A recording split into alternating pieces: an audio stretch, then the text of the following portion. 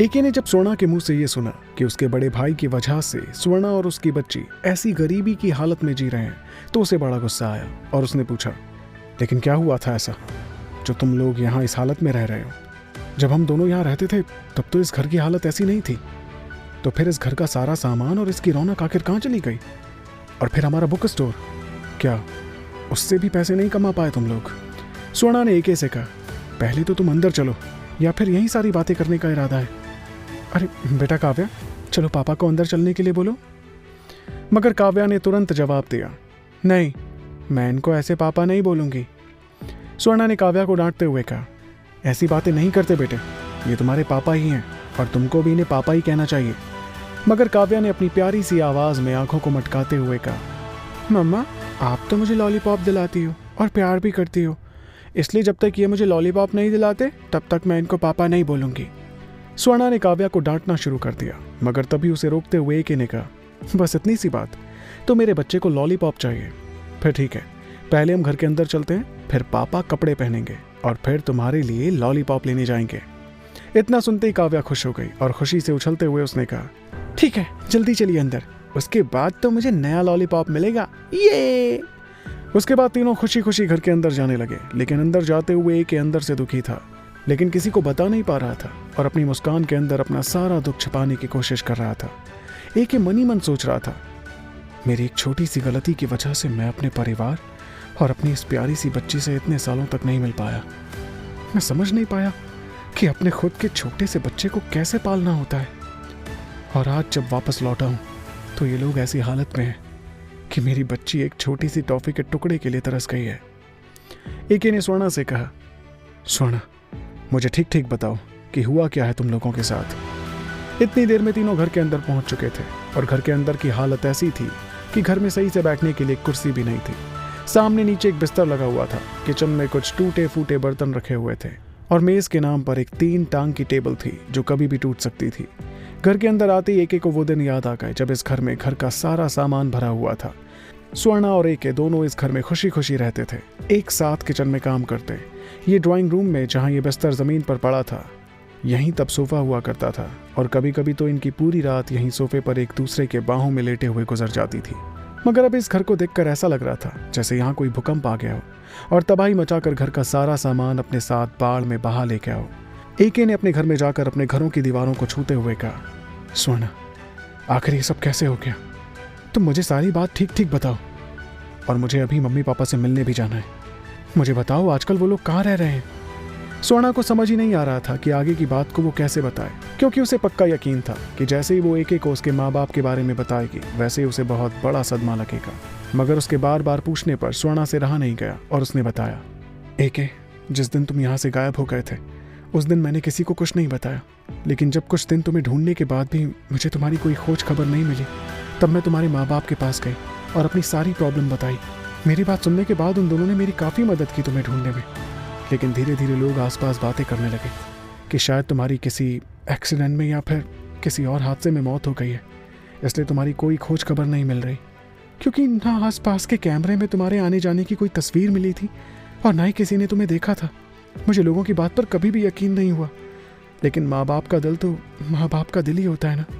उन लोगों ने धीरे धीरे उन पड़ोसियों की बातों पर यकीन कर लिया और उन लोगों को ऐसा सदमा पहुंचा कि दोनों को एक साथ दिल का दौरा पड़ा और दोनों को हॉस्पिटल में एडमिट कराना पड़ा। एक गहरी सांस लेकर स्वर्णा ने आगे कहा, मगर उसका भी कोई फायदा नहीं हुआ। कुछ महीनों तक वो लोग आईसीयू में वेंटिलेटर के सहारे जिंदा रहे, लेकिन आखिरकार तुम्हारा नाम लेते हुए तुम्हारे वापस लौटने की उम्मीद में उन दोनों ने जान दे दी। एके ने जैसे ये बात सुनी तो वो जोर से चिल्लाकर जमीन पर बैठ गया और अपने हाथ जमीन पर पटकता हुआ किसी छोटे बच्चे की तरह बिलक बिलक कर रोने लगा और रोते हुए अपने आप से कहने लगा, मेरे जितना बुरा इंसान इस पूरी दुनिया में कहीं नहीं मिलेगा।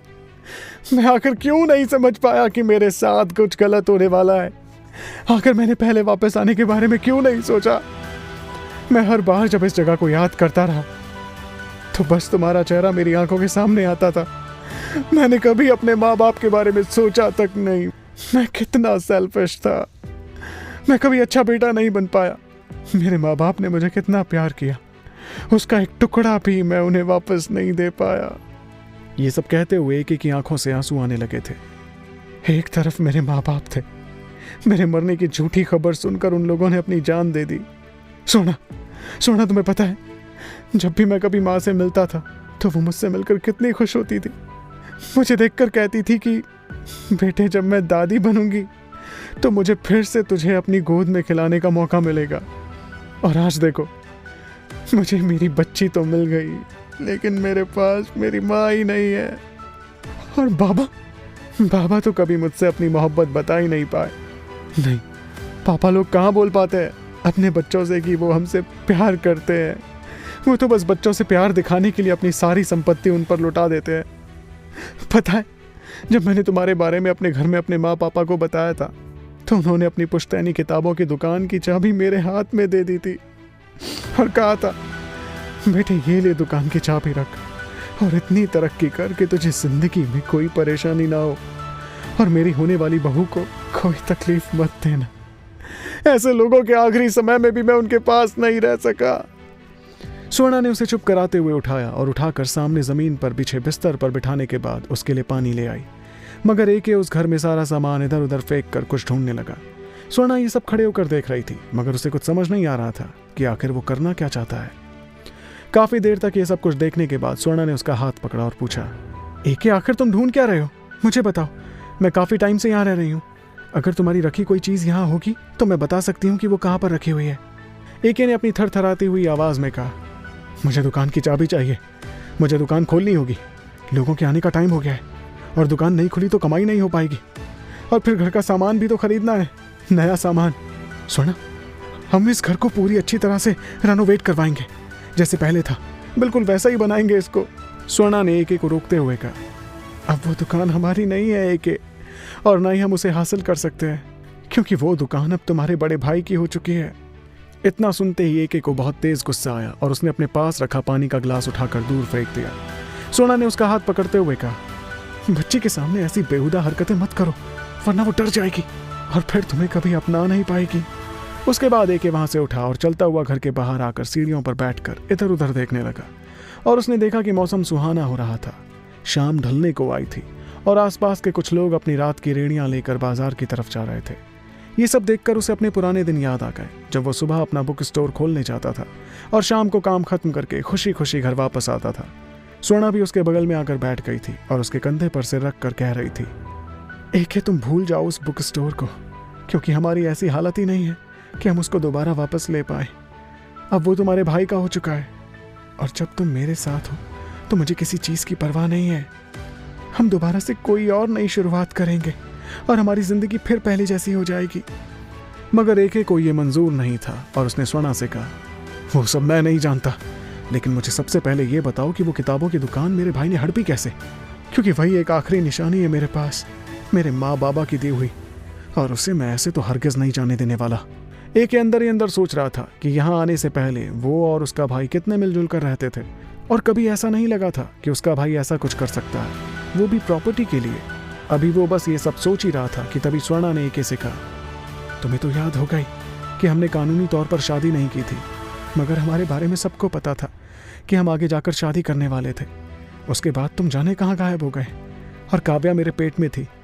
कुछ दिन तक तो लोगों को पता नहीं चला, मगर जैसे जैसे मेरे बदन में बदलाव आते गए वैसे वैसे लोगों ने मेरे ऊपर ताने कसने शुरू कर दिए। कुछ लोग मुझे बिन बेहाई माँ कहकर ताने मारने लगे, तो कुछ लोग ये कहने लगे कि तुम मुझे माँ बनाकर धोखा देकर भाग गए हो, लेकिन मुझे पक्का यकीन था कि तुम एक ना एक दिन जरूर वापस लौटोगे। स्वर्णा की बातें सुनकर एके ने बौखलाते हुए कहा, लेकिन तुम्हें और बाकी घर के लोगों को बाहर के लोगों की बातों से क्या फर्क पड़ता है? मम्मी पापा तो जानते थे ना हमारे रिश्ते को, और उनको तो हमारे साथ रहने से कोई नाराजगी भी नहीं थी। फिर अचानक ऐसा करने की क्या वजह थी? स्वर्णा ने कहना शुरू किया, दरअसल जब सब लोगों को ये यकीन हो गया कि तुम्हारी मौत हो चुकी है और तुम लौटकर वापस नहीं आओगे, तब तुम्हारे भाई के मन में प्रॉपर्टी का लालच आ गया। उसने माँ बाप के मरने का इंतजार किया, और जैसी उनकी अर्थी उठी वहीं दूसरी ओर उन्होंने मुझे बहुत बुरा भला कहा और जबरन मुझसे उस किताब की दुकान की चाबी छीन ली। मैं जब उनसे वो दुकान वापस लेने गई तो उन्होंने मुझे ये बोलकर वहाँ से भगा दिया कि तुम बस मेरे भाई की गर्लफ्रेंड थी, उससे शादी नहीं की थी तुमने।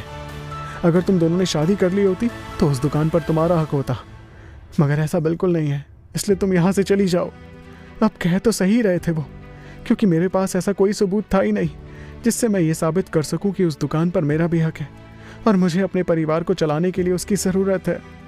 जब एके ने स्वर्णा के मुंह से ये सारी बातें सुनी तो उसे बहुत गुस्सा आया और गुस्से में उसने स्वर्णा से कहा, मैं किसी भी हालत में वो किताबों की दुकान वापस लेकर आऊँगा और मैं अब भूल जाऊँगा कि वो मेरा भाई है, क्योंकि उसकी वजह से मेरे परिवार को और मेरी इस बच्ची को बहुत तकलीफ हुई है और इसकी सज़ा उसे मिलनी ही चाहिए। मगर स्वर्णा ने उसे रोक लिया और बोली, देखो एके, तुमने ज़िंदगी में बहुत छोटी छोटी खुशियाँ खोई हैं, इसलिए पहले उन्हें जीना शुरू करो और जाओ अपनी बेटी को अपना बनाने की कोशिश करो। बाकी चीज़ें अपने आप एक एक करके सही जगह पर आती जाएंगी। उसके बाद स्वर्णा ने अपनी जेब से थोड़े पैसे देते हुए कहा, ये लो कुछ पैसे और जाकर उसके लिए कुछ चॉकलेट्स लेकर आओ और साथ में अपने लिए कुछ कपड़े भी ले आना। स्वर्णा के हाथ से पैसे लेते हुए एके के हाथ कांप रहे थे, मगर उसके अलावा कोई और चारा भी तो नहीं था उसके पास, इसलिए उसने वो पैसे लिए और वहां से बाहर जाने लगा। मगर बीच में रुककर उसने स्वर्णा से कहा, तुम भी चलो ना मेरे साथ, बिल्कुल पुराने दिनों की तरह। इतना सुनते ही स्वर्णा खुश हो गई और अंदर जाकर काव्या से बोली, बेटे काव्या, मैं और पापा आपके लिए चॉकलेट्स लेने जा रहे हैं, आप अंदर ही रहना, ठीक है? इतना बोलने के बाद जैसे ही दोनों बाहर निकले वैसे ही उनके घर के बाहर कुछ लफंगों ने उन्हें घेर लिया और स्वर्णा के जिस्म को छूने की कोशिश करने लगे, साथ ही भद्दे भद्दे कमेंट्स करने लगे। उनमें से एक मनचले ने कहा, क्यों रे तितली, आज कांटे के साथ कैसे घूम रही है? इस भिखारी के खुद के खाने के लाले होंगे, तुझे क्या देगा? तुम मेरे साथ चल, मैं तुझे एक रात की रानी बनाता हूँ। उन गुंडों को देखकर एके को तो गुस्सा आ रहा था और स्वर्णा भी इस उम्मीद में थी कि एके उन सबको सबक सिखाएगा, मगर एके तो बस आंखें बड़ी करके उन्हें देखे जा रहा था। क्या एके स्वर्णा को उन गुंडों से बचा पाएगा? क्या वो अपने भाई से दुकान वापस ले पाएगा, या फिर एक बार एके किसी बड़ी मुसीबत में फंस जाएगा? जानने के लिए सुनते रहिए इस कहानी को the one and only RJ Rivansh के साथ, सिर्फ पॉकेट एफएम पर।